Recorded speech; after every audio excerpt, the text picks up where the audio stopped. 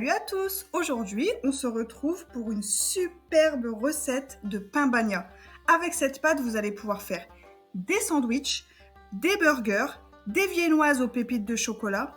Bref, vous l'aurez compris, c'est une pâte multifonction. On screen sa liste d'ingrédients et c'est parti! Il va vous falloir 500 g de farine de gruau. J'insiste sur la farine de gruau. C'est ce qui va vous permettre une bonne élasticité et consistance. Donc ça permet aussi d'obtenir un résultat hyper moelleux. 20 g de levure fraîche. On achète un carré de levure fraîche, pas de la sèche. 75 g de beurre mou. 225 g de lait, 10 g de sel, un œuf et une cuillère à café de miel. Allez, on y va, c'est parti! On pèse nos ingrédients, on prépare notre pâte. Donc là, vous avez pesé vos ingrédients, vous mettez tout dans le bol. Par contre, j'ai mis le beurre en même temps, mais je vous recommande de mettre le beurre une fois que vos premiers ingrédients seront incorporés et ensuite le beurre. Ça vous permettra de pétrir beaucoup moins longtemps. Enfin bref, on prépare notre pâte. Donc là, le but recherché, c'est d'avoir une pâte qui se décolle de la cuve. Avec, donc comme vous allez le voir, je vais prendre la température de la pâte. Il ne faut pas monter plus de 27 degrés, entre 26 et 27 degrés, on est bien. Ensuite, on vérifiera ce qui s'appelle le réseau glutineux. Il faudra que la pâte soit bien élastique. Donc là, le réseau glutineux, on regarde et en fait, vous devez tirer dessus et faire comme vous savez quand on était petit, étirer pour souffler dans le chewing-gum. C'est la même chose. Si ça ne se déchire pas, c'est bon. Donc là, après l'avoir laissé reposer 30 minutes, on va dégazer notre pâte. Donc là, on va diviser notre pâte en 2, puis en 4, puis en 8.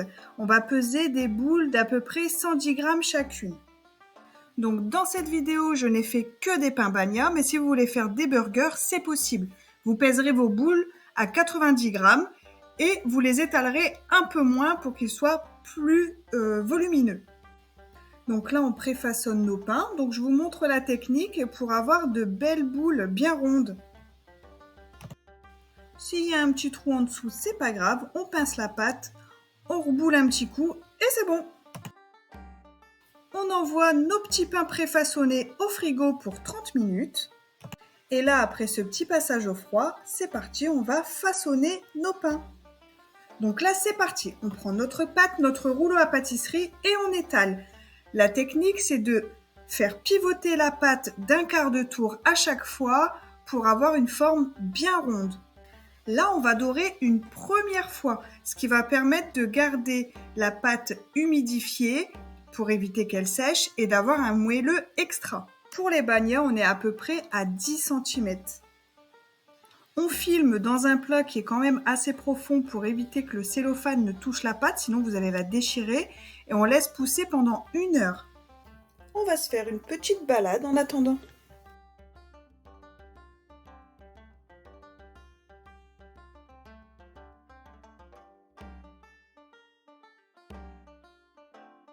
On va rendre visite à Bibi. Fais pas la tête, promis, je t'en ramène demain. Là, nos pains ont bien gonflé. On préchauffe le four à 160 degrés chaleur tournante pendant minimum 10 minutes. On dore une deuxième fois. Là, s'il y a des bulles qui se sont formées, il faut les éclater tout de suite parce que sinon, ça va être des petits pains déformés. Alerte, anomalie détectée. Là, tu sens que ça commence à vraiment sentir bon. On met nos petits pains sur une grille pour éviter que l'humidité reste sous le pain. Regardez-moi cette belle mie. Oh, je vais me régaler.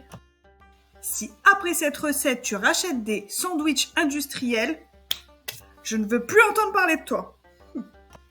Bon appétit! On connaît forcément une recette miam miam.